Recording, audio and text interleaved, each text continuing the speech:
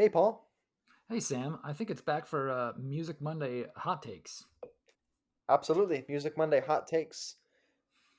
What's your hot take? My first hot take is I really don't like when bands um, re-release music. It bothers me, Hmm. and the reason I'm saying this is because the either last week or this week, YouTube put out a bunch of stuff on Instagram where they are re-releasing all of their songs, like almost their entire catalog. I think 40 songs or something. So a chunk of their music, in this new album that's coming out. I think in March or something.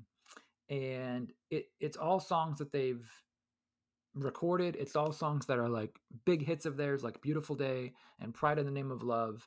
And songs that everybody knows by U2, and now they're feeling the need to re-release this music, like reimagined. And at first I was like, huh, that's kind of cool. And then like I immediately changed my mind and was like, no, you can't keep re-releasing stuff that you've already done. Hmm. You know what it made me think of? What? It made me think of, I don't know when it was, but it was a while ago when Steven Spielberg decided to re-release E.T. Oh, right. For like the 40th anniversary or 30th anniversary, probably the 30th anniversary release of the film E.T.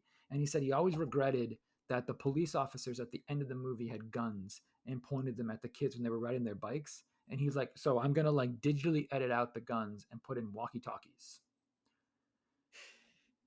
And people are like, well, that's fine. And we get it. And yeah, it was a questionable choice at the time. But like that, your movie came out in 82 or whenever it came out, 84, I think it was 82. And it's like, you have to stand by what you released. That's what you released. It is what it is.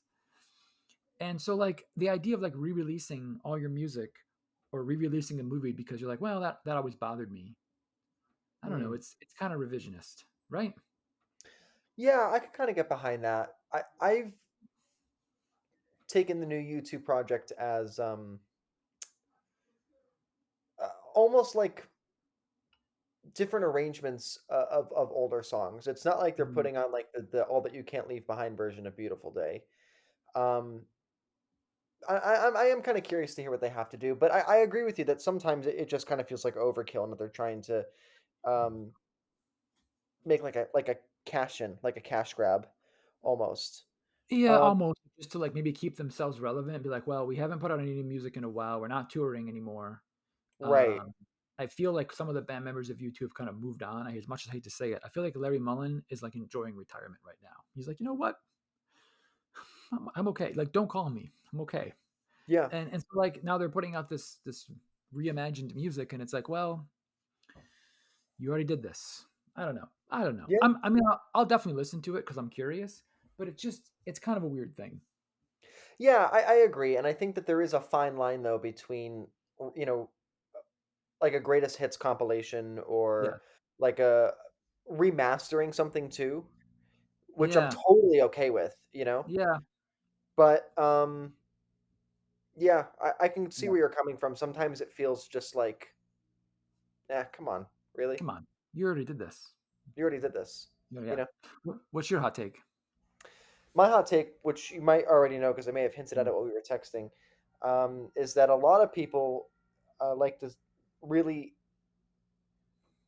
enjoy the band Muse, and that is not something I can entirely get behind. I mm, really am not a Muse fan. I feel like that they're mm, a band that's weird for the sake of being weird, mhm. and it just generally isn't that interesting to me. I like to refer to them as Radiohead for people who don't like Radiohead. It's just Yeah, like I don't want to listen to that when I could listen to the real thing. right. Right. I mean, their sound is definitely they're a little different than Radiohead. They're definitely more straightforward, kind of That is true. less experimental than Radiohead, I would say. Yeah, exactly. That's why they're for people that don't like Radiohead. It's because Absolutely. most people can't hang Right. with that. You're right. You're right. Actually, yeah, I was listening to some Muse, and you know that I was for whatever reason I got into like a Yeah. Muse mood, maybe like a week ago, and it lasted about a day and a half. Mhm. So that's out of my system now. They got a couple good songs. Yeah. Yeah, that's cool. Yeah. Yeah. Okay. All All right. right. Well, that was our Monday hot take, and we'll catch you on the next one. Thank you for listening. See ya.